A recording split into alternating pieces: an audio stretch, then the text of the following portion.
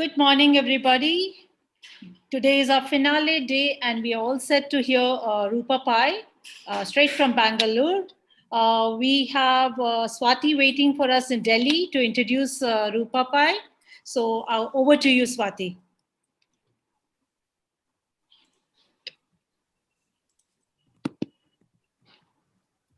Hi, everyone. Good morning. It's a pleasure to welcome you to LitQuake 2020. LitQuake is a virtual literature festival being organized by Purple Stone Publications. This session is being brought to you by Purple Stone in collaboration with Bukuru Children's Literature Festival, which is where I come in. My name is Swati Roy, and I and my fellow director Venkatesh are here from Bukuru. For the past 17 years, we have been working towards bringing children and books together through sessions such as today's. We are delighted to introduce you to today's speaker, Roopa Pai. Roopa is one of India's best-known authors for children. She has written over 25 books, ranging from picture books to chapter books and fiction to non-fiction, on themes as diverse as fantasy, popular science, maths, history, economics, life skills, philosophy, and most recently, medicine. Her books, which are enjoyed as much by adults as by children, include India's first fantasy adventure series, Terranauts, and the award-winning national bestseller, The Gita for Children, which has been listed by Amazon as one of 100 Indian books to read in a lifetime. Wow. Today's session is called Thank God for Doctors. Here, Roopa will take you on a rollicking, info-packed ride through 2,500 years of medical history. Come, let us find out the stories of men and women from across the world whose unstinting work and insatiable curiosity has allowed us to live longer, more disease-free, and more pain-free lives in the 21st century. A few house rules. Roopa will be presenting for about 45 minutes. You may submit questions through the chat box. All questions from the participants will be answered collectively by her in the last 15 minutes of the session. Please mute your mics and try not to move during the session if your video is on, as that causes disturbance. So get ready to be inspired by fascinating figures from medical history. Over to you, Roopa. Thank you so much. Thank you, Swati, and thank you, Subha, and everyone who has organized this wonderful festival called LitQuake. And welcome all the children who are here and the adults, because actually my session is on medical history, and I know from experience that it's just as fascinating for adults as for children to know that medical history, particularly when we are in the middle of a pandemic, a completely unexpected pandemic.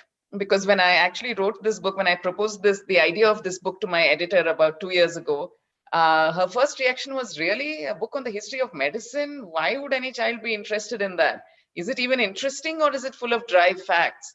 And then I told her, no, it's actually very interesting. And I happen to know this only because I come from a family where within my immediate family, there are 15 doctors, including my own older sister.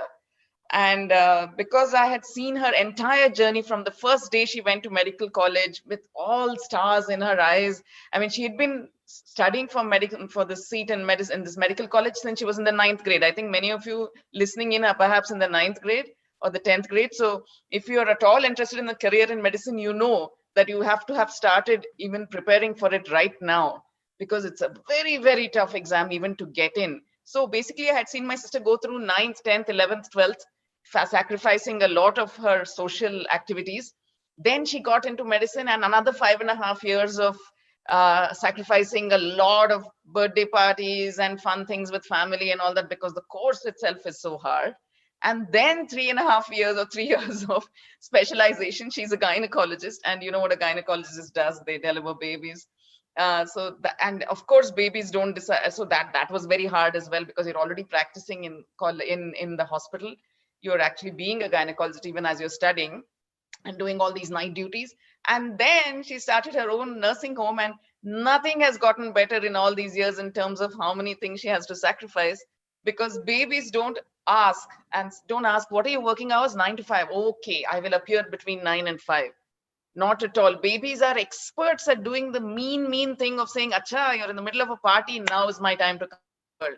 So you have to leave your party, doctor, I'm sorry, and come and look after me and bring me into the world. So I have seen her go through all that. I have seen, the first day she went to medical college, she really wanted the seat. She was so happy to get in. And the first thing she came home and told us was, oh my God, while we were just having dinner, was, oh my God, do you know we cut up a cadaver today? And a cadaver is a dead body. That was one of the first things they did on the very first day. And she said it with such excitement, and the rest of us collectively gagged at the table and said, oh my God, do you have to talk about it at dinner time? But that was her kind of passion. She really, really loved being a doctor, still loves being a doctor. And one thing I learned by watching her journey through medical college was that you should never read a medical textbook lying down, because if it falls on your face, you will die. Because that's the thickness of medical books. You know, such fat books they had to read. So it was, she had a tough life. But the good part was at that point, when she was becoming a doctor and she became a gynecologist, her patients used to talk of her and treat her as if she was a goddess. You know, so she would come home after a successful delivery laden with homemade biryani and you know, boxes of sweets and silk saris. And I used to think, ma'am, this is a good gig. You should never be a doctor. You should be the sister of a doctor. So you get all the benefits of being a doctor without actually having to do the hard work. And that was also when I realized that to be a doctor requires something very, very special inside. Not everyone can be a doctor. You have to have that ability to put others before you always, and to want to serve humanity. I mean, it sounds like a cliche, it sounds almost cheesy, but it is true. You have to have that mindset if you have to be a good doctor. And I know that many doctors, or most doctors, are there for that reason. And that's why it pained me, it had begun to pain me 2-3 years ago, when I realized that doctors had lost that pedestal in common people's perception. No longer did people think of doctors as great or as goddesses or gods or demigods. They thought of them as, oh, you know, doctors, they never spend time with you. They're always trying to run 3 practices. And then they're always trying to refer you to some very expensive tests because the lab gives them a cut, unnecessary tests. So this is the kind, and because they don't take care, they are negligent, people die. I mean, people die because their time has come often, not because a doctor has failed. Doctors do try their very, very hardest. At least the doctors I know, because I've seen a lot of doctors from close up, and I know their stories, and I know that most of them are really, really sincere in it. And nobody wants to let a patient die. They also suffer from the guilt of that, you know, but it happens. And that is why, and then that was about doctors. So people were saying all these awful things about hospitals. People were saying terrible things. Once you go into a hospital, that's it. You know, you are basically, they'll make you bankrupt and send you, and they won't take care of you and all that. And the third thing that people had begun to talk about was Western medicine, what we call Western medicine, but actually the correct word should be modern medicine. Yes, much of the progress in medicine in the last 300, 400 years has happened in the West. But if I take a 2,500-year look at it, medicine has progressed in every part of the world at different times. Different parts of the world have contributed at different times. In the last 300-400 years, it has been the West, and that's why we call it Western medicine, but actually we should be calling it modern medicine. And the general thing was, oh, modern medicine, Western medicine is terrible for you. You're basically putting poison into your bodies. So even Western medicine had lost its pedestal. And I thought maybe I should write a book, because I seem to have a very different opinion on all of this. And I didn't want children or their parents to forget how lucky we all are to be living in the 21st century at a stage when medicine, the breakthroughs in medicine have made it possible for us to live longer lives, to live disease-free lives, largely disease-free lives, and more pain-free lives, and somehow more scientifically figured out lives in the 21st century. So I didn't want people to forget. That's why I wrote this book. And you know, at that time, and the way I wrote this book was, oh my God, human beings, we have conquered everything. Every pandemic has been finished. Smallpox, cholera, the plague. This used to take away so many thousands and thousands of people. It's all done now. And then the book came out in September last year.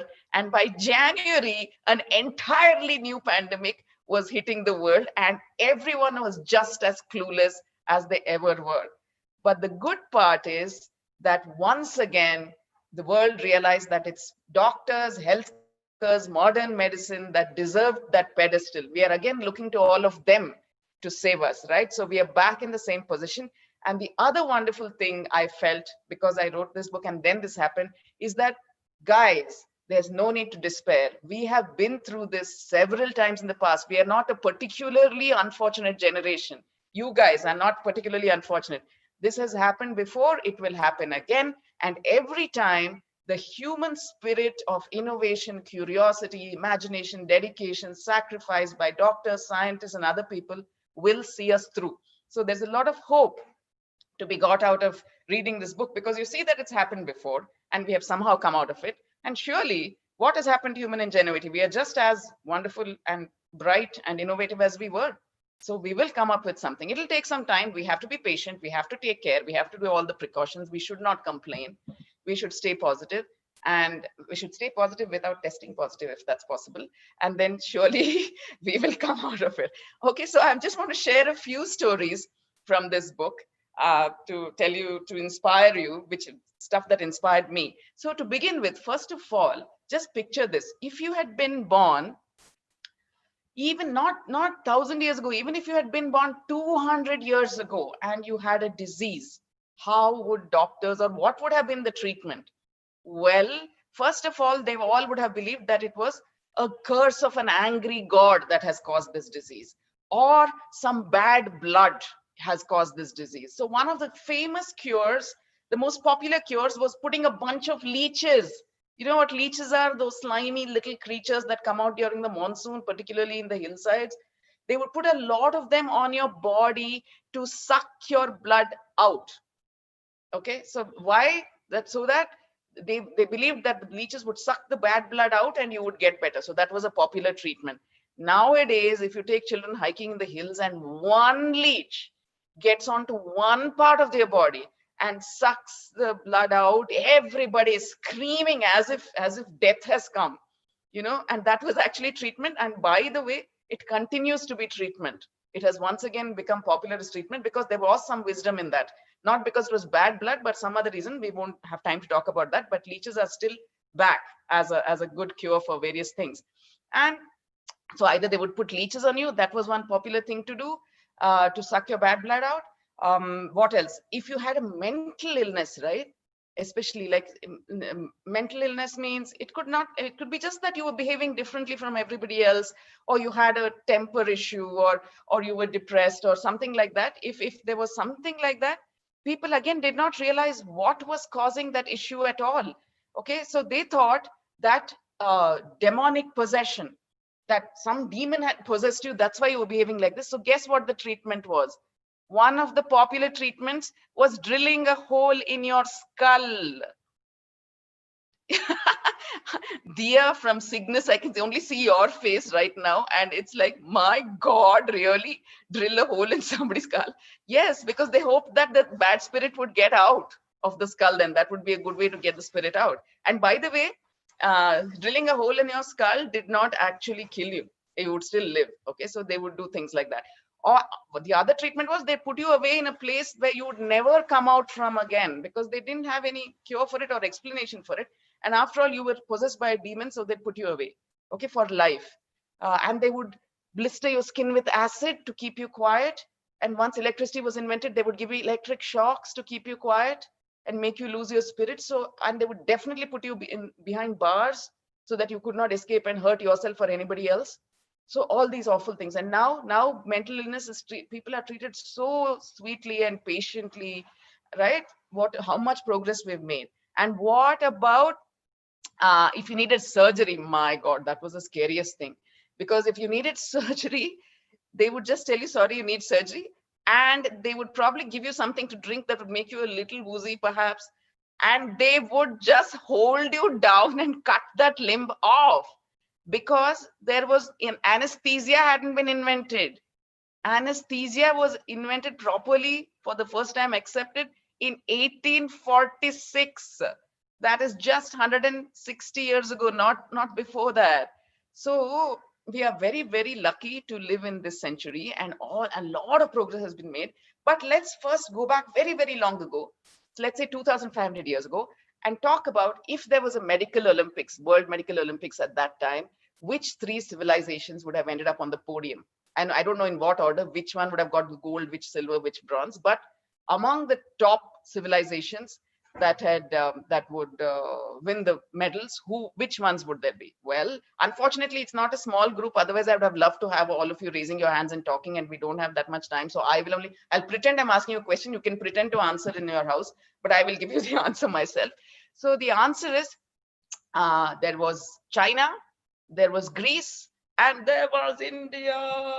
Of course, so 2,500 years ago, India was among the top civilizations that had figured out a lot of medical treatments, preventions, cures, this kind of thing. And among all the great Indian doctors, Hakims, Vaidyas, who must have been at that time rishis, sages, two are particularly famous.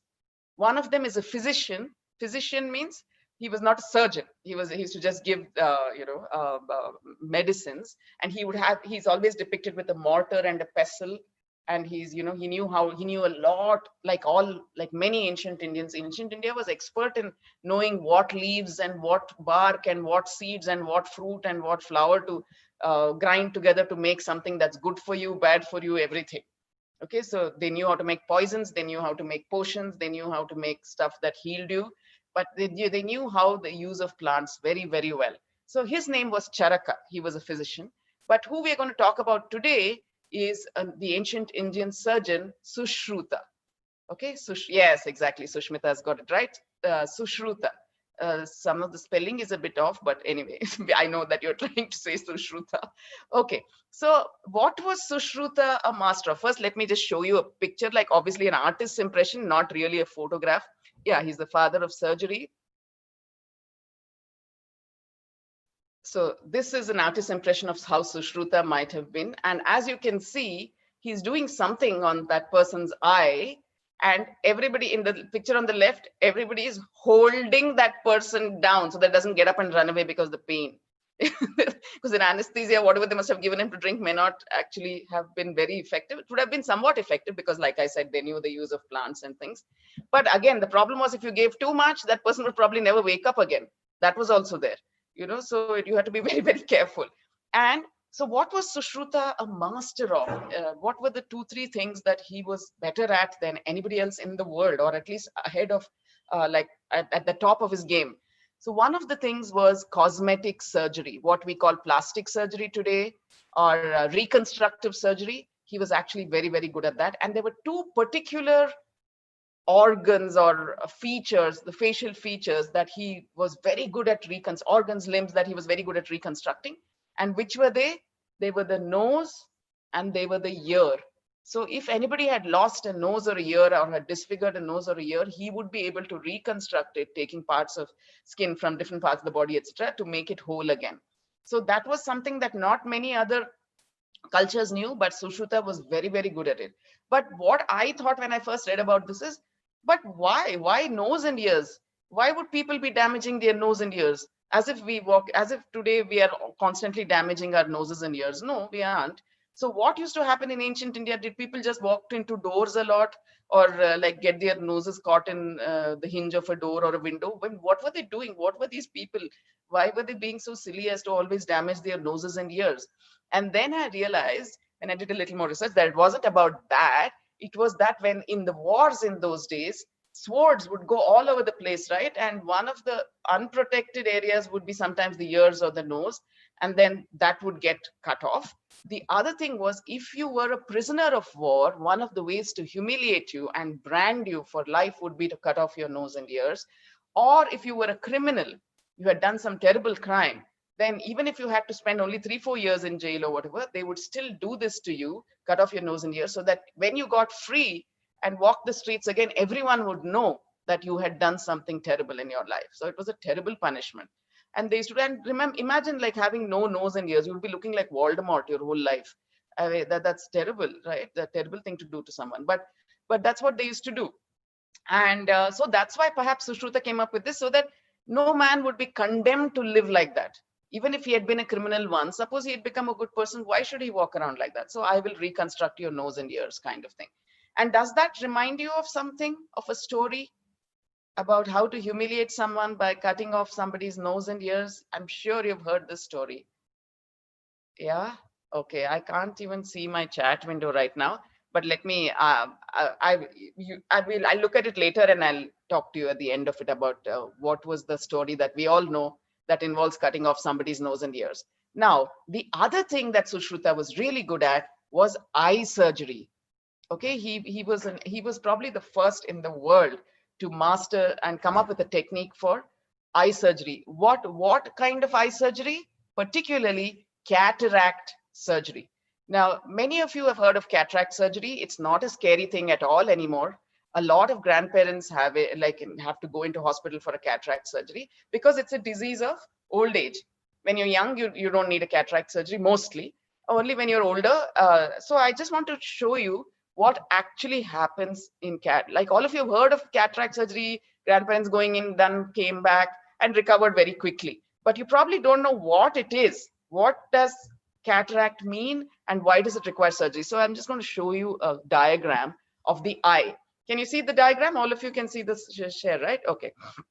So if you take a cross section of the eye, this is what it looks like. You can see my mouse, so I can point with this. Yeah.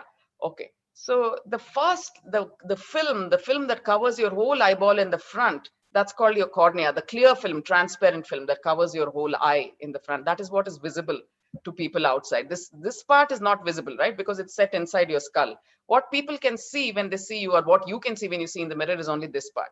So you see the cornea, right? That's the clear film. And then the iris. This is the iris. The iris is the color of your eyeball. That part, that circle in the middle of your eye, in the middle of the white, that is the iris. And irises have different colors. Some have, I mean, in India, mostly we have black and brown. And really, in most of the world, it's black and brown. Only in certain areas, you have all these blue and green and light brown. And that's quite rare. Most of the world, whether you look at China or Africa or India or Asia generally, is black or brown. Okay, so this is the iris. Now, what is this thing in the middle of, remember, see in the middle of your iris, if you look in the mirror, there is a dark black spot right in the middle of it, right? And you think that it's a spot, but it's not a spot, it's actually a hole. It's a hole, and that is called the pupil. See, this is the hole. We are looking at it from the side. Okay, this is the pupil, and through the pupil, as you can see in the second picture, through the pupil, through that hole, through that opening in your eyeball, light enters from outside, and then the light bends because of refraction, because there is something else we will talk about in a minute. And the image goes, and the image forms at the back here on the screen, on the movie screen inside your eye, called the retina. That's where the image forms. And then that image, how many pixels, whatever it is, that information is taken via the optic nerve to your brain, and then your brain interprets it and says, ah, that's a tree. But it happens in such microseconds that you don't even realize. You just look at a tree and you know you're looking at a tree, right? So that's how the eye. Now, what is this in the middle? This is the lens, which bends the light and focuses it on the retina into a sharp image. Now, some of us have somewhat defective lenses, including me. So I need glasses because my lens doesn't focus so beautifully. So I get a blurred image if I'm not wearing glasses. But what happens in cataract is that this whole lens itself, because of age, becomes, it's actually should be fully transparent. It starts becoming translucent, then it becomes opaque and foggy. And once it becomes opaque, what happens? See, the light enters here and stops. It doesn't go into the retina, into your eye at all, into your eyeball, and doesn't reach the retina. There's no image, and then optic nerve has nothing to interpret. So effectively, you become blind, right? That's what happens when the lens gets opaque. That is what is called cataract. Happens to most people as they grow old. Nowadays, that's nothing to worry about because you just go into a hospital. It's a simple surgery. They take out this lens and they replace it with a lens made in the lab. And that lens is so perfect that even if you used to have glasses when you were younger, suddenly you can see everything perfectly clearly. So it's a wonderful surgery, okay?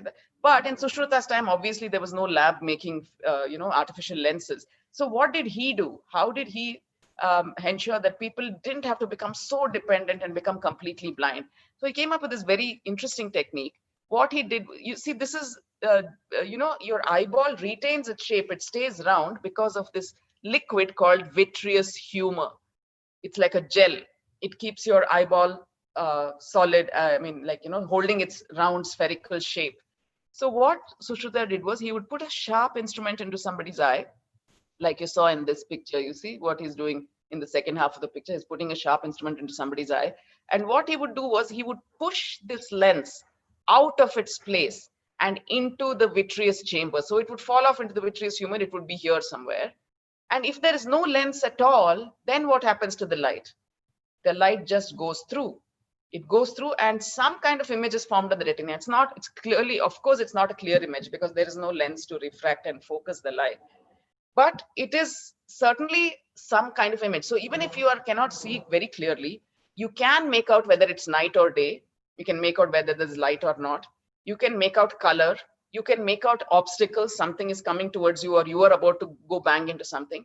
So those things you can figure out, and therefore you are able to live a somewhat more independent life without being entirely dependent on someone. So that was a great contribution. This technique was called couching, this pushing the lens out so that it's not in the way of the light.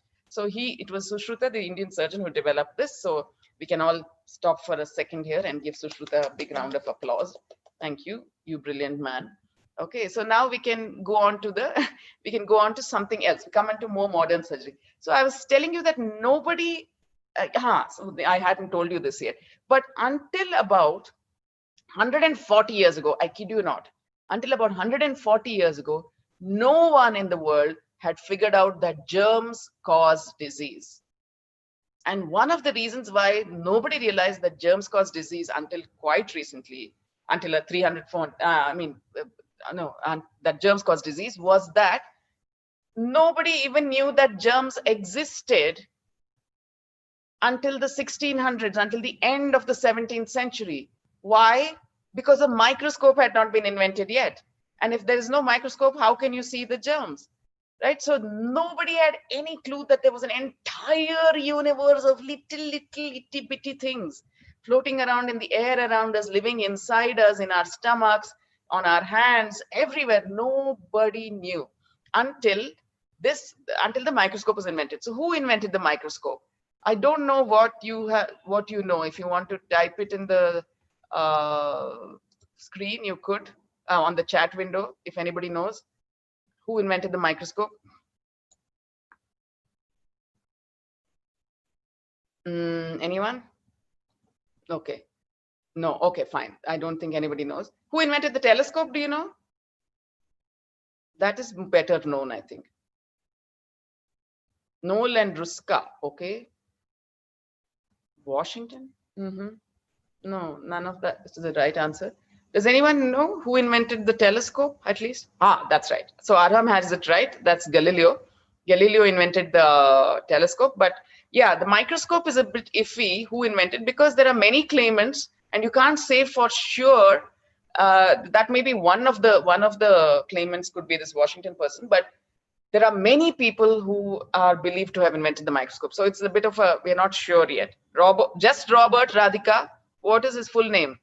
One Robert did invent a very good microscope, but you can't just say Robert. At least like 50% of 20% of the people in Europe, exactly. Sudipta says Robert who. Some 20% of the people in Europe would have been called Robert at that time. Okay, so of the men. Anyway, so Robert Hooke, that's right. He's one of the claimants. He did make a microscope. But the one who made the best microscope of all was not Robert Hooke, was not Galileo also made a microscope, was not Galileo, but he was a trader, a cloth trader from the Netherlands, Holland. And his name was Antony van Leeuwenhoek. Antony van Leeuwenhoek. He made this microscope, and why did he make a microscope? He wasn't an inventor. He wasn't a scientist. I mean, he was an inventor, but he wasn't a scientist. He wasn't a doctor. So what was he doing? He wasn't a lens maker. He wasn't a person who made glasses or magnifying glasses. So what was he doing fooling around and making microscopes, right? So the reason was the Dutch people of Netherlands are called the Dutch.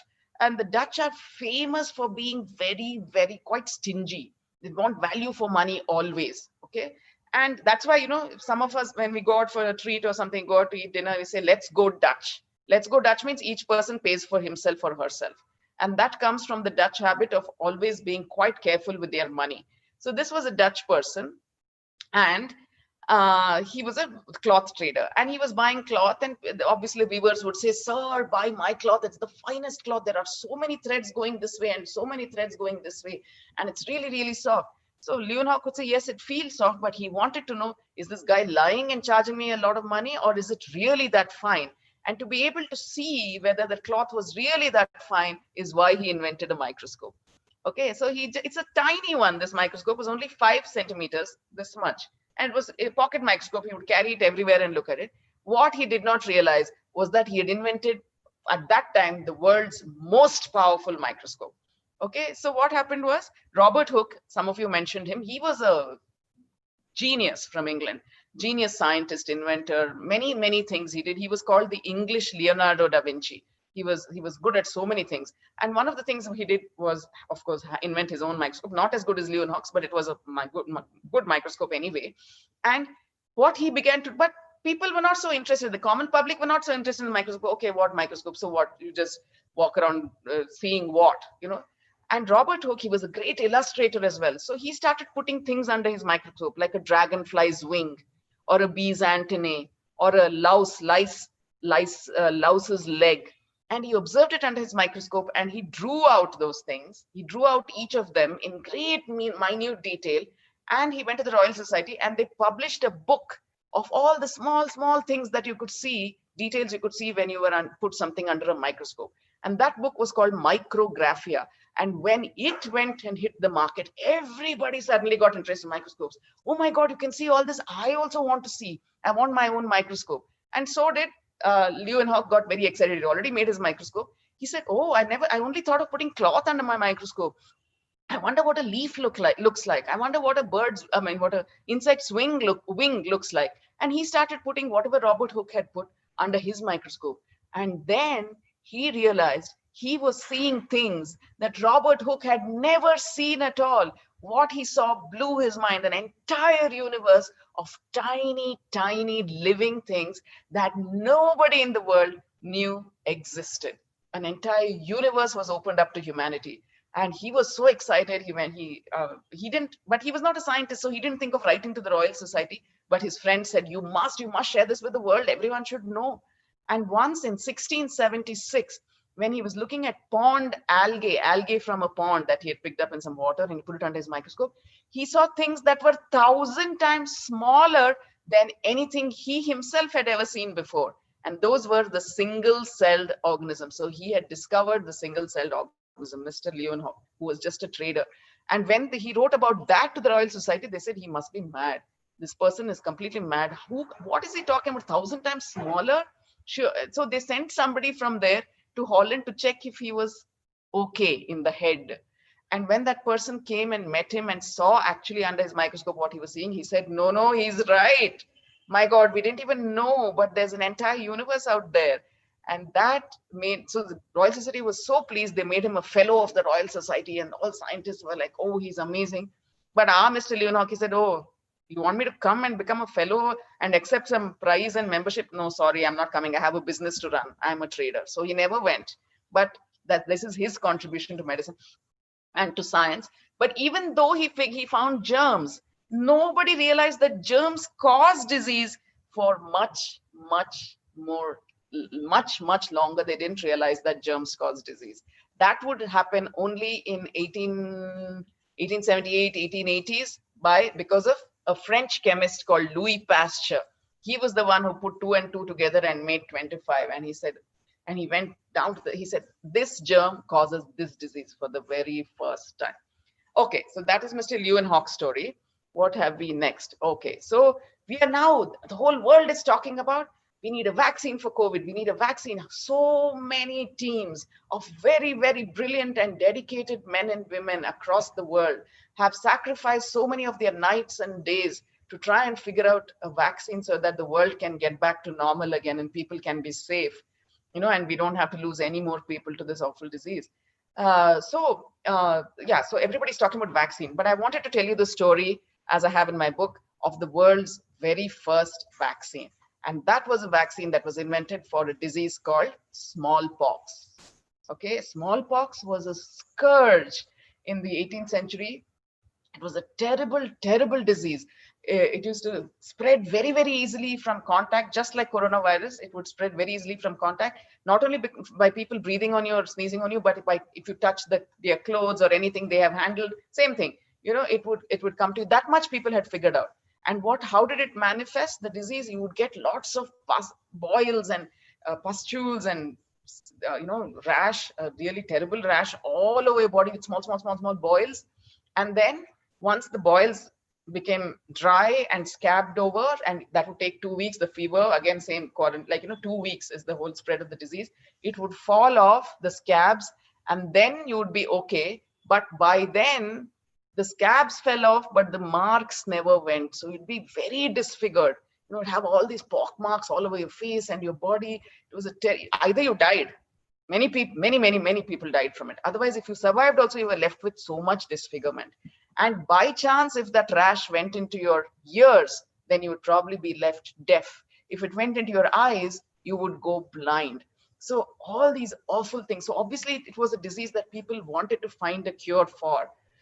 And in the East, that is India, Turkey, Asia, generally, people had figured out how to, they didn't know how to cure it, but they had figured out how to prevent healthy people from getting it, maybe.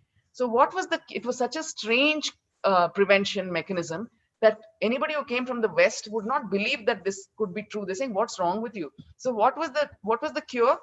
Not cure. Treatment, prevention was when a person was in the final stages of the disease and the scabs had all dried up and the scabs began to fall, the doctors would collect all the fallen scabs, powder them, make them into a powder, and make sure that somebody inhaled it. A healthy person inhaled that powder into himself or herself. Or to make it even more effective, they would make a cut in a healthy person's body and rub that powder in. Now, what a strange treat. What were they doing? Well, basically, they had figured out that in the last stage of the disease, when the scabs begin to fall, the virus is still there, and they didn't know it was a virus. They didn't know what it was. Okay, they just knew that, no, not cows. We are not talking about cowpox, Ayushi. They're talking about smallpox. Okay, so the powder would contain the germ, but a very weak form of the germ. They didn't know it was a germ. They just knew that this worked. So they said, if we introduce that into a healthy person's body, somehow later when they're exposed to real smallpox germs, strong ones, they don't catch the disease at all. They had figured this out. And they called it variolation. They didn't know how it worked, but we know why it worked today. Why does it work? Because your body has this wonderful immune system that knows how to fight any germ that enters, right?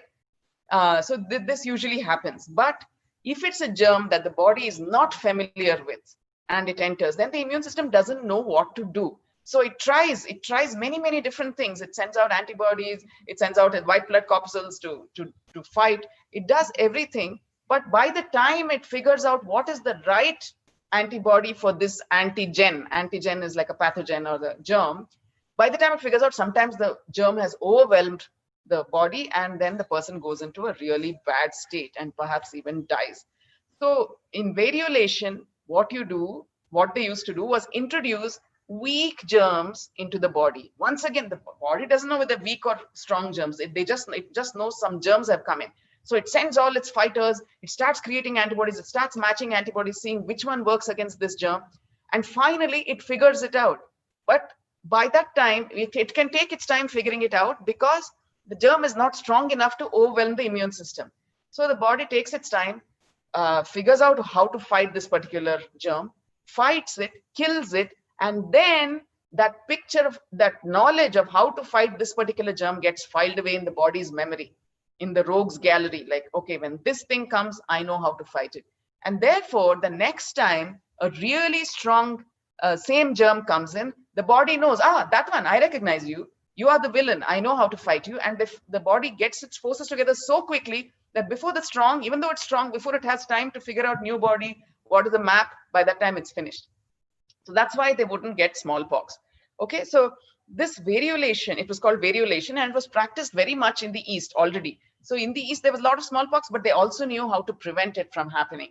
But the West did not know this. So it was an ambassador's wife, a British ambassador's wife. She came here. She had lost her brother to smallpox.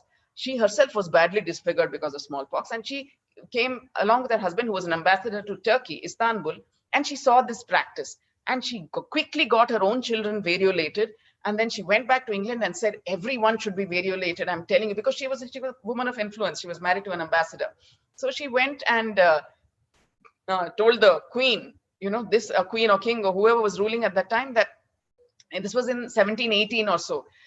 She went back and said, we need to do this. But the kings and the rulers were a little apprehensive. Really? Do you think, suppose something terrible happens, what is the logic of introducing germs into a healthy person's body?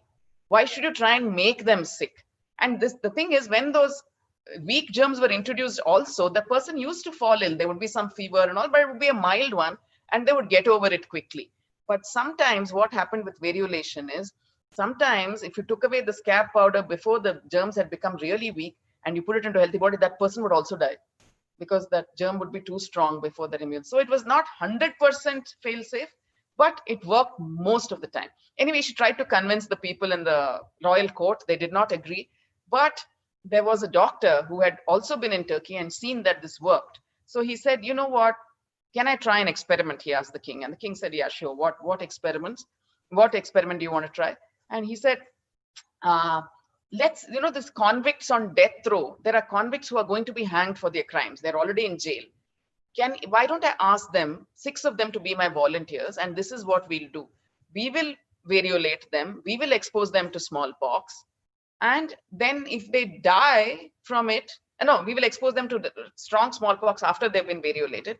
And if they die from it, they were going to die anyway. They would have been hanged. But if they don't die from it, if this variolation actually works, they will be allowed to walk free, and they won't have to come back to prison, and they won't be killed, and they won't be hanged. So the king said, okay, sure. Anyway, they were going to die. I don't care about the convicts. You can take 6 volunteers. And he asked for volunteers. 6 people came. They were all variolated. Then they were exposed to really severe, strong smallpox germs, and they all survived. They didn't even catch the disease. When they had variolation, they had a mild form of the disease. Even these days, when you get an inoculation or vaccination, babies, they get a little fever while their body figures out how to fight the germ. Then they get okay, and they never catch that illness again.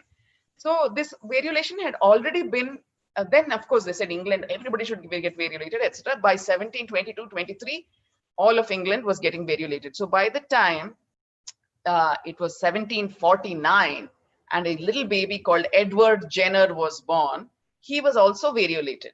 But so he grew up with being variolated, but the problem still was that some people died of variolation, because smallpox was such a terrible, terrible virus.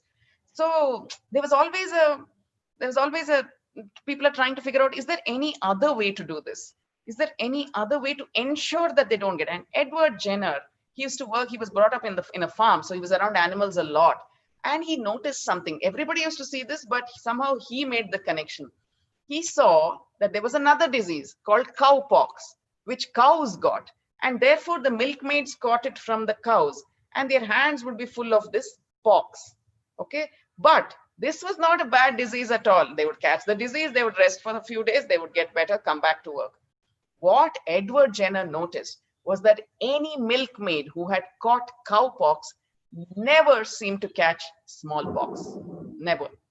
Okay, so then he said, what about if I take the blisters from the cowpox blisters and make that into powder and put it into a healthy person, and maybe that, even if he gets cowpox, it's fine, it's not a dangerous disease, and later it might actually protect him from smallpox for life.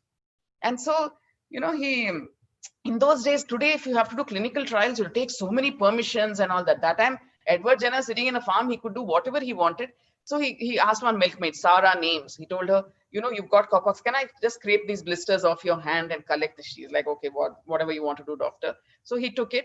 And then he found a little boy called James Phipps, an 8-year-old, and he told that boy's mother, I'm going to do an experiment. Nothing will happen to him. He'll just get cowpox, if at all.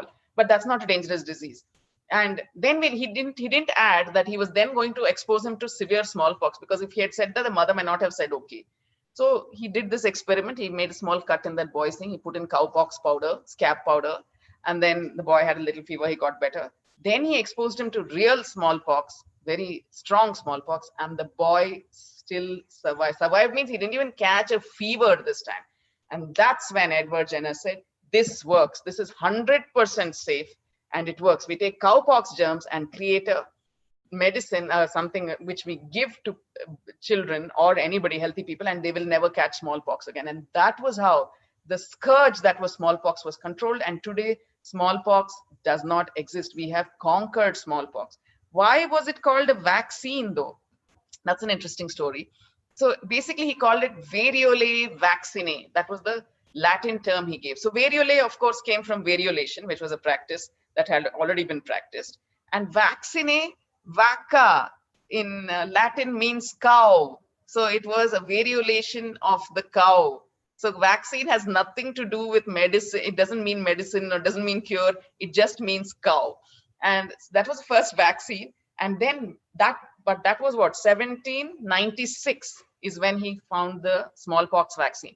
But it would be another almost 100 years before Louis Pasteur would come up with the thing that, oh, germs cause disease. And then he came up with the next vaccine. There had been no vaccines for about 80 years, no new vaccines. But Louis Pasteur came up with vaccine for rabies, vaccine for tuberculosis, so many others. And he adored this one, Edward Jenner, so much. He was such a hero of Pasteur that he said all vaccines from now on will be called vaccines. I don't care if vacca means cow and that's where it came from, but we'll call them all vaccines. So I think I've almost run out of time now. 11, 12. Yeah, I could take another 3-4 minutes if Swati allows me to tell off one last story. Roopa, we have questions also, as I said. Yeah, okay. So there are a few questions. Shubha, what do you suggest? Shall we take the questions? Okay. Swati, we can have a minute or so of Roopa more. Yeah. Okay, one more. It won't be a minute. It'll be like 4 or 5 minutes. But it's a very interesting story, and I think it's very, very relevant. Please go ahead. To where we are. So I just want to tell that story. So this is a story about hand washing. Okay, and we are doing it so desperately nowadays that so the thing was, nobody realized in the 18th, 19th centuries that hand washing was important because, as I said, they didn't think that germs cause disease. So even surgeons themselves would not wash their hands. They would come in from the street because they would say, we have bathed at home. So they would come in from the streets. They would take their apron hanging on the wall, and that would be still, stained with blood and pus from previous surgeries. That also would not have been washed. And they would joke about good old hospital stink. And they would come in with their scalpel and start doing the surgery. And if the scalpel fell down, they would just reach down, pick it up, and continue doing the surgery. Okay, so this was how surgeries were done, because what was believed was that it was not germs that caused disease, it was bad air. So it was called miasma. So breathing in bad air causes disease.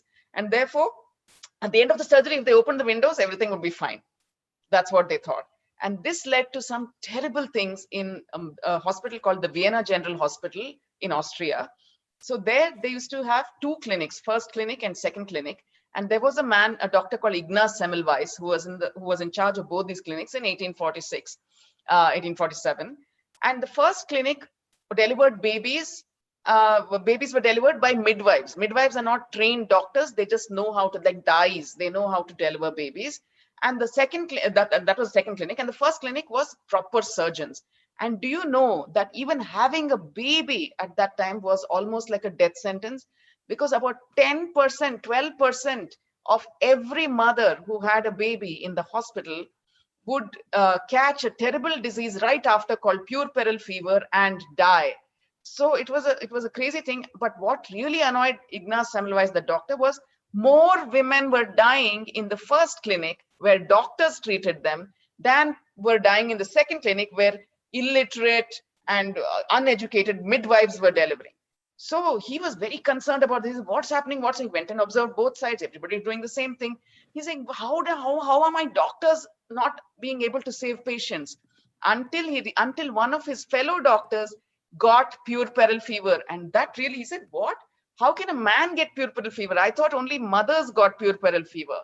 And then when he investigated, he found that a cut in this Jacob Kolechka, his partner's arm, had got infected. How did he get this wound? Well, he got it when he was dissecting a body of a dead person who had died from puerperal fever in the mortuary, and one of his students, while he was dissecting, his scalpel from the inside the body had gone into this doctor's body. Okay, so he was like, oh, there is something. He didn't know it was germs. Some cadaverous particles have been transferred from the body to Jacob's arm, and therefore he also got the puerperal fever.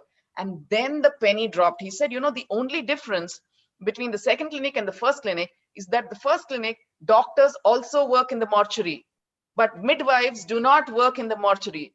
Doctors bring the cadaverous particles with them from the mortuary to here. And he thought maybe they bring them on their hands. So he made a rule.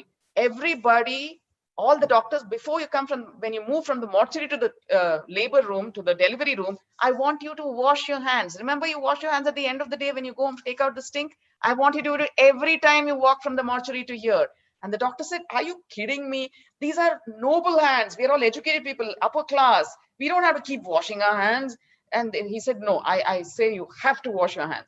And because he was their boss, they said, okay. And you know, this was May 1847. That month, 18% of the women who had had their babies in the first clinic had died. That means if 100 babies had been born, 18 mothers had died. That was a ridiculous statistic. It was in May. Then he introduced this washing of hands. In June 1847, the percentage had gone down to 2.1%. So only 2.1 women died of puerperal disease. In July, it went down to 1.2%.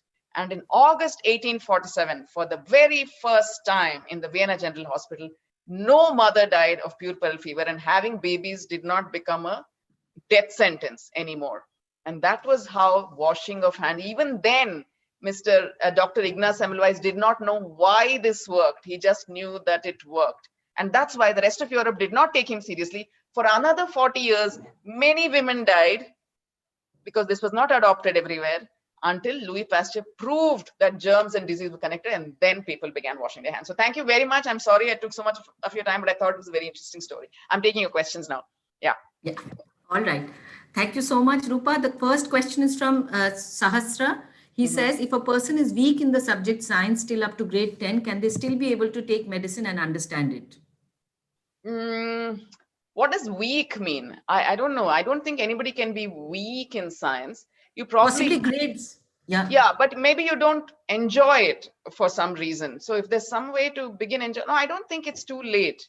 I mean, everything depends on your 10th grade marks, right? And the kind of education system we have. So if you have good marks in the 10th grade, then you can choose a science stream. So if you're really, really keen on being a doctor, I mean, I think start working on your science from 8th or 9th. But it doesn't matter. Not everybody has to be a doctor. You know, you can be many other things, and every kind of person is just as important to society as a doctor is. And to be a doctor, you really have to have that service mindedness and so many other things, and that ability to sacrifice so much. So ask yourself, is that the kind of life I want? Will I be okay with it? And then go for it. Not because everybody says being a doctor is cool or you earn money, or no, not for that. Please don't be a doctor for that. Ask yourself, sit with yourself, ask yourself, what do I really want to be? How do I want to contribute to society? And then if you think that's what you want to do, even if your science grades are not good, you can contribute as a nurse, you can contribute in healthcare, you can be a biologist, you can come up with vaccines, you can be so many things. You can contribute without being a doctor. Okay. Somebody called Sushmita Solanki is asking that many of the Indian doctors are moving to other developed countries and are doing just an extraordinarily fantastic job. So what do you think? Can a doctor thrive on his own? This is the bit I'm not sure. This is what I think she's saying. Can the doctor thrive on its own in India, or is the scientific technology important and that's why they're doing well outside? Something to this effect. I think many more engineers move abroad than doctors do. I think a lot of doctors stay right here and contribute. And I think medical wise, we are well on par with many other countries. In fact, the Serum Institute of India now, they are going to bring out the first vaccine, and they're doing it not just for India, but for the world. I mean, one of the vaccines that are being developed, I'm not saying first or whatever, but one of the many vaccines is being, so India is very, very cutting edge with medical technology. And in Asia, particularly, people come from all over Asia to get treated here. So we have very, very good doctors and very, very good hospitals here, and we are very ahead. I don't think any doctor needs to feel that they won't be happy here in terms of opportunity. Yeah.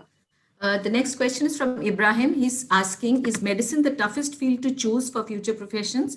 And not a corollary, but an additional question, is medicine really important, or can we cure ourselves with immunity? So first of all, is medicine the toughest? No, I don't think so. I mean, it's just what you believe. I think it's a lot of material in medicine, a lot. And what makes it a little more fraught is that you're dealing with human lives. So you have to know everything. If in any other subject, you can know part of it or something. But in medicine, you can't say, I didn't read that chapter, sorry. So I don't know how to treat you. So you can't do that. And that is why it's hard. And what was the second question, Swati? About immunity versus whether we medicine. can heal out. Surely a lot of prevention is in our hands, for sure. You know, because, and that was actually Ayurveda's contribution to the world all those years ago. They were the first people to come up with the thing that prevention is also possible. You don't only have to look at cures. Prevention is possible. How do you build yourself immunity and keep it strong so that when something attacks you, your body is prepared to take it on? And for that you must treat your body like a temple. You can't throw junk into it all the time. You have to treat it well, respect it, put all healthy stuff into it, and then you have to take care of its fitness. You have to exercise. You have to keep a calm mind. That is also very, very important in whether you get disease or how fast you get cured. Is very much a mental issue as well. You have to feel that I know I have done all this for my body, and I know I take care, and I'm generally a positive person, and I know with the help of all this, whatever, my family, my friends, and generally my own body is such a fabulous machine that it will heal me. You have to think that your body follows your mind. Unless you feel that in your mind and say, no, my body, I'll never is given up, then disease has a greater chance of hitting you. I mean, again, this is something that has always been believed by Ayurveda, that diseases and wellness is all holistic. You know, it's not only your body that falls sick. Your body falls sick because your mind influences how your body feels. Your body influences how your mind feels. So that's why an Ayurvedic doctor will never give you one medicine for everybody. For all headaches, one medicine. No, they will ask you and try to figure out what is the reason for your particular headache. Is it stress? Are you worried about something? And then they may give you a different thing. They may say, no need for medicine, go and take a holiday, do yoga, do meditation. You know, so they really believe it's all connected. So definitely you can protect yourself for sure. And you can heal yourself also later, but you have to take the medicine with what is given to you. And then because you are fit in body, your body will use the medicine better to heal you, but not saying, I don't want to take the medicine at all. My body will cure me. This is the nonsense that also is going on in America. A large group of people, a lobby called anti-vaxxers. They are saying we won't take vaccination. We will not vaccinate our children. And this is causing diseases that had been eliminated to come back. Because they're saying, no, vaccination is bad for us. And people say, okay, you don't want to have vaccination, okay, but it affects other people around you who are not been vaccinated as well. Then the germ comes. So, especially little babies who have not yet had their vaccination. Yeah.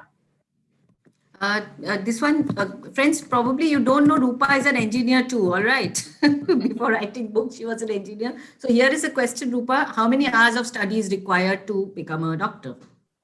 I don't know. I only know from my sister's experience, and it's a lot and lots and lots and lots of hours. That much I can tell you. But I mean, I'm not a career counselor, so I don't know what it's like now. All right. So Roopa, quickly running because it's 25 and Subha told me we have to close. Quick question is, how would the man not be able to breathe without a nose till he was released? So Dipta is asking about Shrishtruta's operation. Yeah, no, you can breathe without a nose. You just have to have the airways. So that's right. The nose is a cartilage. It's just an external thing. Like ears, even without ears, you can hear. No, the actual hearing mechanism is inside. So yeah. And is technology aiding in medical field, or is it replacing surgeons or doctors? Is it possible? What? Sorry, AI. Sort of. Yeah, it's an AI question, but the wording is that. Is the technology aiding in the medical field, or is it replacing real surgeons? Both, I think. It's aiding and replacing, because a lot of a doctor's work is also to be a psychologist, to help a patient feel safe. That AI cannot, but it can certainly help doctors do a much more precise job, and it can help them do their work faster so that more people can be helped. And yeah, so definitely they don't have to rely only on their instinct. They can actually use tools, that technology. So both have to work together. Yes. So one last question, Roopa, and I'm sorry I won't be able to take any more after this. This is from Sushmita again, and she's saying, do you think what men don't know haunt them the most only in the field of medicine or in other fields also? What men don't know yet, does it haunt them more in the field of medicine than in other fields? Men or women? I don't know. I mean, definitely human life is everybody's biggest concern, not only doctors. So that is one. But, I think equally, what is the point of living a long life on the earth if you're not happy while you're here? So that is also, I think that is the more haunting question. However long you live, to make that period of time content, happy, peaceful, radiating good and wellness to everybody around you, I think that is the science that we need to master. I mean, there are enough tips about how to do that in our own ancient books and texts, but we don't access them enough. And then so what if you live a long life and a healthy life, but if your mind is not okay or your spirit is sad? So I think all that is also important. That's a perfect note to end the session. Roopa, that was a fantastic, in fact, fascinating session. You've done a better job than any of the biology teachers. No. Because I have come and I can only talk and go, poor biology teachers have to be with the same class for ages and ages. So Roopa, before we let you go, we need the contest for the day to be announced. Yes. So why don't you go ahead and tell us? Okay, so let me, I'll just find it on my phone, one sec. Oh, Pallavi? Yeah, so what I want you all to do now is, Atharva, thank you. So how much do you know about Indian contributions to medicine through the ages? Time to find out. Pick an Indian person who achieved something unique or discovered something or was part of a team that discovered something or invented something cool in this field, in the field of medicine, okay, or related to medicine that you find admirable or incredible, and tell us about him or her in 50 to 75 words. You can't talk about Sushruta because I already spoke about him. So somebody else, okay? And I want you to do your own research, and it need not even be a person, I have said. You can even choose to highlight an Indian idea, an Indian science, an Indian practice that somehow seems to have contributed to medicine in some way. And you could choose that person or idea from our own times. It could be from medieval times. It could be from ancient times, whatever. And it need not be an Indian living in India, nothing. Somebody of Indian origin also, okay. So yeah, I'd like you to go and Google and figure out and come up with something that inspired you, somebody or something that inspired you, and tell us in 50 to 75 words. So that's the children, get started. And while we thank Roopa for this session, and going for our closing ceremony right away. Roopa, please stay on if you have time. Sure. We have all the principals of the participating schools have joined us. Some of them are joining us. So they are already in some ways. So let me start by saying that, the LitQuake 2020, which went virtual this time, we had 6 schools participating. We started with this idea, 6 schools, 6 cities, 6 sessions, 6 days. Today is the 6th day, and the finale was with Roopa. And our idea was to give children knowledge, and man, what kind of knowledge we have shared. I mean, no textbook could have given so much of knowledge. What our speakers have, given and shared with our children. Of course, love for books so that they start reading. And every day we had contests, which was a challenge for them, which they did. They participated, our students participated very well.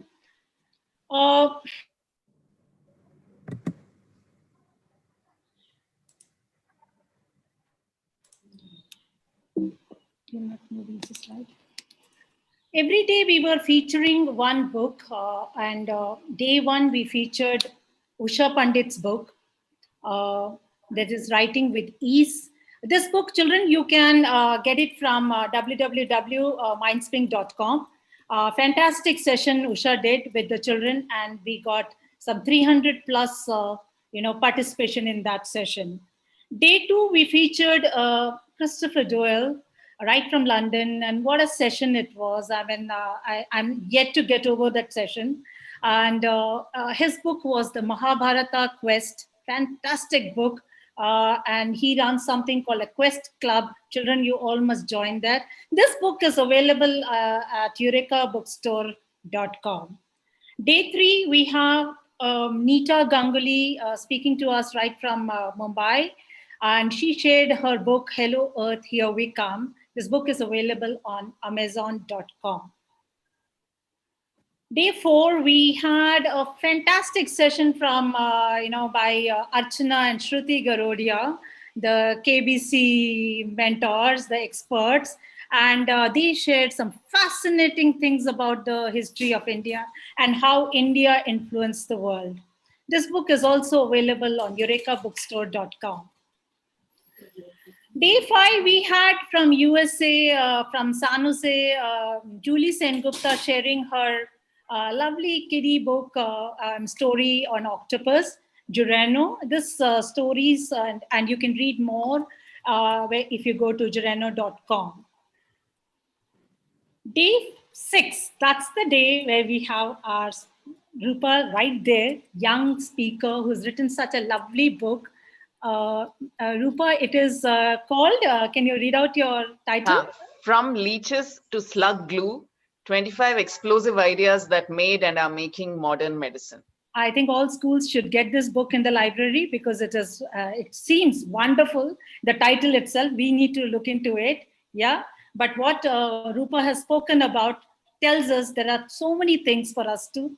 It's like an encyclopedia, Roopa, if I have to say. It is Again, actually. this book is available on eurekabookstore.com. You can go there. And we also had breakout sessions, 3 days for all the 3 levels of participants. That is our Coding Chronicles by Kriya Learning. And Mr. Mohan Sai was there. And what sessions? In fact, one of the child, Parth Gupta from Tribhuvan School, attended these 3 sessions and in fact attempted to make one app, and it was very beautiful. He shared with us. So you can actually go to meerkats.com to know more about Coding Chronicles and Kriya Learning. Coming to the 6 schools and 6 cities that were part of the LitQuake, we are very thankful to these schools, and the principals are all there with us on this session. We had Cygnus World School participating from Baroda, the Tribhuvan School and Mount Litra School participating from Patna, Rainbow High School participating from Jaipur, Oxford Grammar School, Oxford Grammar High School participating from Hyderabad, Pranav International School, St. Michael's School, CMR International School participating from Secunderabad, and Akal Academies across North India and National Victor Public School participating from Delhi. Thank you so much, the students of these schools and the principals, for encouraging the children to participate. In fact, we had limited a 10 to 20 participation only registration, and yet we had more than 300 students coming on sessions. We also ran contests for the day. Each day there was one contest, and our 6 hat champs are there. Contest 1 was won by Tamanna Jain from Oxford Grammar School High School, Hyderabad. Contest 2, that is day 2, was won by Suhani Patel. That was a tough one given by Christopher Doyle, and she did a damn good job of it from Cygnus World School. Contest 3, that is day 3, Ansh Pratap Singh from Akal Academy. Day 4 was won by Japnam Singh from Akal Academy. Day 5, yesterday, we had a little delayed result because of the result had to come from San Jose. So it is Muhammad Afraz from Tribhuvan School, Patna, who has won this contest. And day 6, we'll announce it by 5 o'clock in the evening. Thank you, children, for participating in this contest. Yeah, we need to thank our partners in crime, Bukaro, that is Swati and Venkatesh. They were the ones who sourced such lovely speakers, including Roopa, who is there right with us even now. And thank you so much, Swati and Venkatesh, for bringing us such lovely speakers and authors and books to be showcased. And of course, Kriya, my good friends from 2010, Venki and Mohan. They have been doing such fabulous job. Coding has become cool now, but they brought coding to India right in 2010. Thank you so much for sponsoring the prizes, Kriya, and being a partner to LitQuake 2020. I need to thank my crack team and my left and right hands, my left and right eye, I would say. Pallavi Datta, she's just returned from Hampi, so she wanted this picture to be on. She, in spite of COVID, she went there. So, but then good job. Yeah, she enjoyed. And of course, Tasneem, our, senior manager and the person who actually controls my system, right? And does everything for me. Okay. And thank you so much, both of you. You've done a fabulous job. Right from my home, the LitQuake was beamed because our office, our godowns, everything was flooded. All the 6 days we had heavy rains in Hyderabad, right? Thank you so much. I would say that we will have our LitQuake coming back to you in October 21. Children, I want you all to join us back then. Hopefully, it's not going to be virtual then. If it is virtual, then also we are enjoying it. Never mind, right? I'm going to actually stop here and ask our participating principals to share their views about what is the experience that they had and their children in this LitQuake 2020. So am I going to call in right away Kanchan? If you're there, please show up. Kanchan from Cygnus World School, principal. If you're there, we can have you speaking. Can you unmute yourself, Kanchan? Okay. We have Sharat from Mount Litra Patna with us. In case Sharat can go ahead first. Sharat, if you're there, would like to speak? We can unmute now. You can unmute yourself and speak, Sharat. Okay, while we wait for Sharat to come in, if Dr. Anju Gupta is there, Anju, you can share your views. Yeah, please go ahead.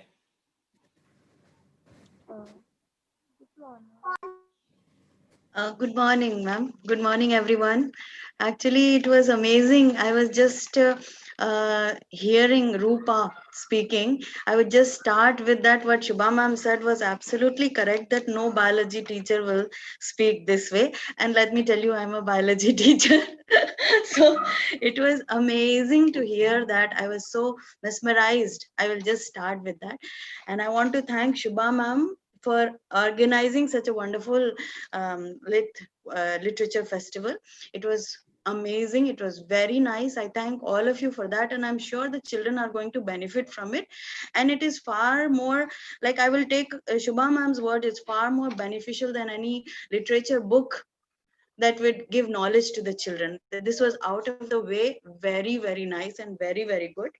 And one more thing I would like to add on here, that I may sound wrong, but I'm not surprised that this has gone so well, because Shubha ma'am has always come up with such creative things all the time. So it's one of those once again.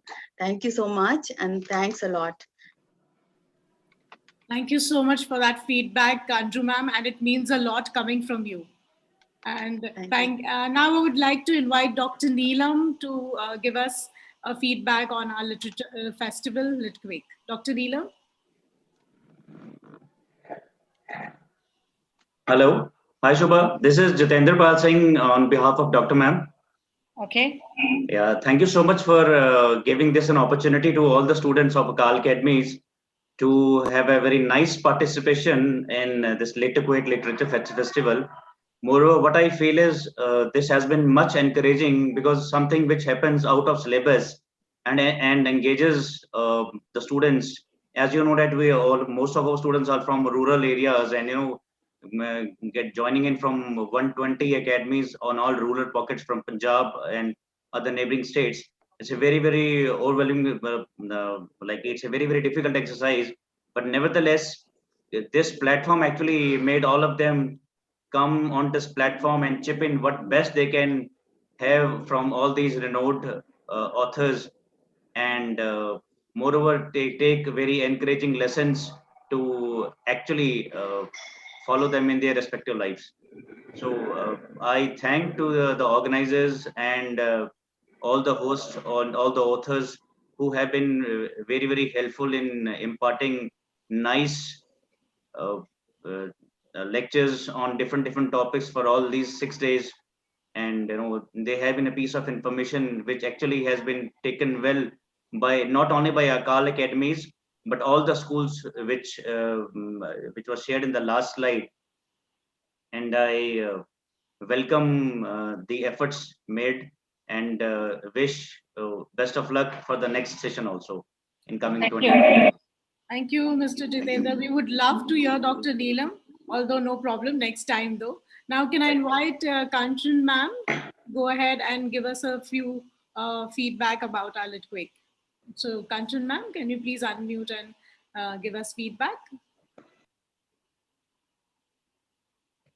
Kanchan ma'am, can you unmute yourself? Okay, in the meanwhile, can I invite Ramanjula ma'am, principal of Oxford Grammar School, CBSE, to go ahead and give us feedback? Yes, ma'am. Good morning, Shubha ma'am. Good morning, Tasneem. Good morning, Pallavi. And good morning, dear children. And a very good morning to our speaker of the session, Dr. Roopa ma'am. Ma'am, I have no words to say. We were there right from first session from Usha ma'am to Roopa ma'am. Okay. And I really thank Shubha ma'am for organizing this LitQuest, where all the students have participated, and we all thoroughly enjoyed it, ma'am. And I'm sure all of our students gained a lot of knowledge like us. Okay. And all of our students have gained a lot of knowledge regarding Usha ma'am from the first session to the last session. And on behalf of Oxford Grammar School, I thank the Purple Stone team, the Shubha ma'am, Pallavi ma'am, and the team for organizing these shows.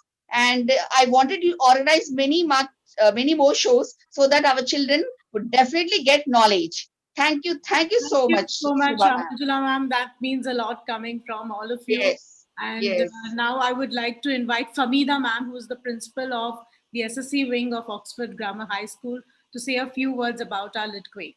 So Famida ma'am, can you please unmute yourself? High school students. Famida ma'am? In the meanwhile, can I invite Kanchan ma'am if she is there?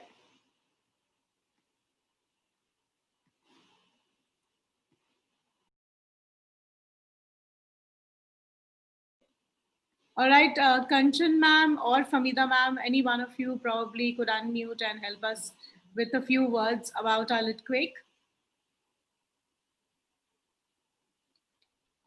Okay. I think I'll just invite Benki from Kriya Learning to just go ahead and talk to us and give us a little insight into the whole LitQuake. Venki, if you're there.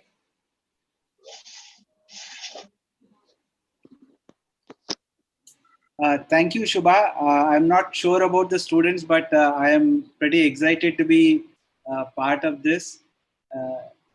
I have known you for almost a decade, and I've also known Roopa for almost a decade through her books.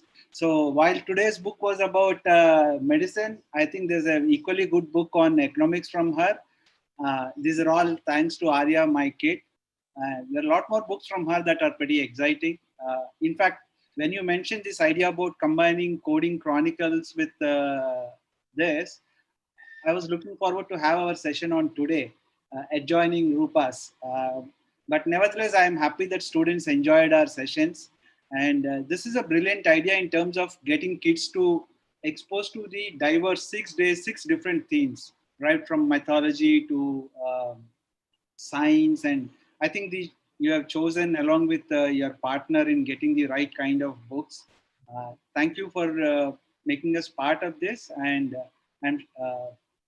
look forward to the next session, like you said. Thank you so much. Thank you so much, Venki. We have from the Tribhuvan School, Shweta there.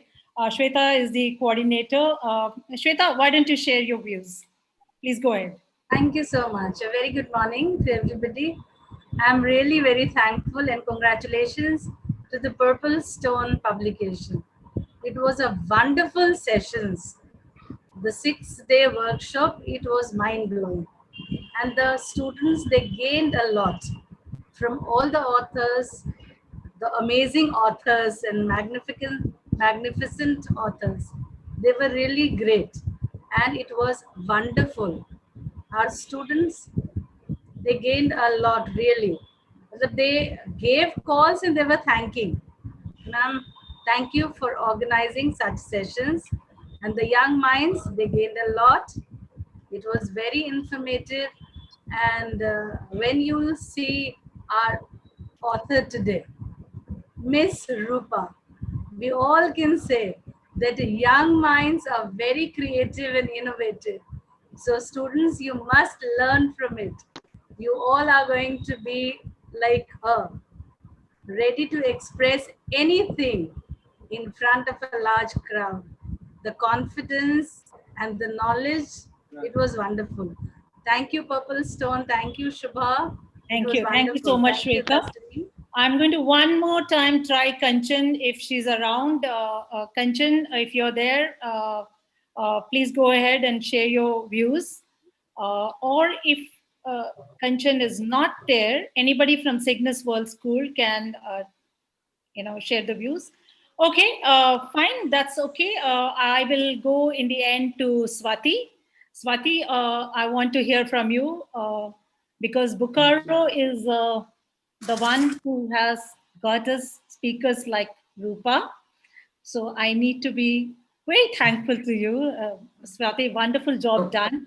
I want you to also, I want all the students to know that, Swati and Co. Bokaro is going to bring Jeffrey Archer also in November. So I believe Jeffrey Archer has started writing for children. I mean, this is the area I think is looking like the most hot property right now. So Jeffrey Archer is going to interact with students. So Swati, tell us about it. Yeah. First of all, I want to really, really thank Subha because friends, you may or may not know, Cygnus knows that Bukuru has been traveling across the country for the last 11, 12 years, taking the festival physically from city to city. We also run a children's literature festival. And this year has been quite lonely because of, the pandemic. So when we got the call from Subha to say that would we like to collaborate with them in bringing some authors onto this online platform and into LitQuake, it was a wonderful thing because as you all know, not enough is being done for children's literature and Indian authors to be known throughout the country. There's so much work happening and it's up to a handful of us to be able to, spread the joy of those books, those authors. So here was the call from Hyderabad and we got all excited because the more we collaborate, the more we meet, the more children we can reach out to. And that is the aim that, all of us working in the field of children's literature have to understand and therefore collaborate on. So without taking up too much of your time, I just want to say that Bukuru has been, I'll show you a very short 1-minute video also what we have been doing over the years. लगाओ chat मेरा खोल लो बोले Please mute yourself. So yeah, all right. So we have created something called the Bukuru Lit House, an online platform again, where we do sessions every month, which is where we will have a session by Jeffrey Archer next month. And of course, that is a forthcoming session, but we've had like 60, 70 sessions through the year this year. So that's in short, this is what we do, bringing children and books together by interaction with authors, exactly what Shubha is doing through LitQuake. And as I said, the more we join hands together, the better we will be able to serve the children's community and, bring books closer to children. So here's the quickly, Shubha, I'm showing this video. I'm sharing the screen. I hope it's very short. Yeah, I just hope it works. Yes.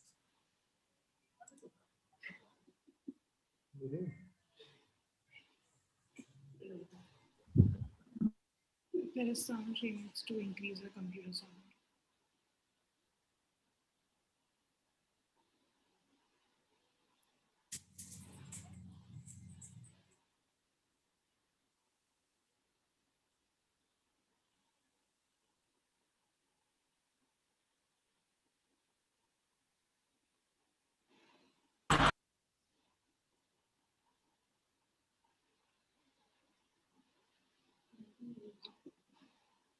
Move. Why are you?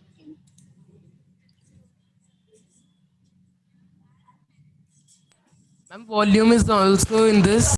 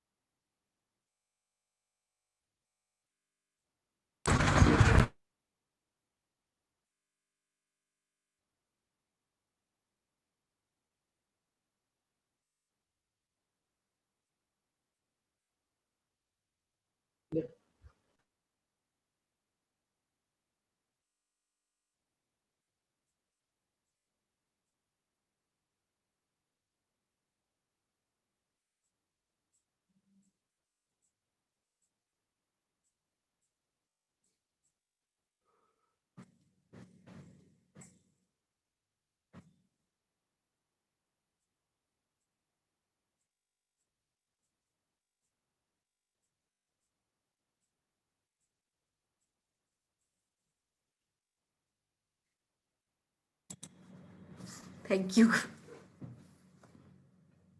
Thank you so much. Thank you, Shubha. We are ready to sign off now. Yes. Thank you, children. Thank you, everybody. It has been wonderful. All these 6 days just flew. It's time to say goodbye. Happy Puja holidays. Thank you. And Jai Hind. Bye-bye. Bye.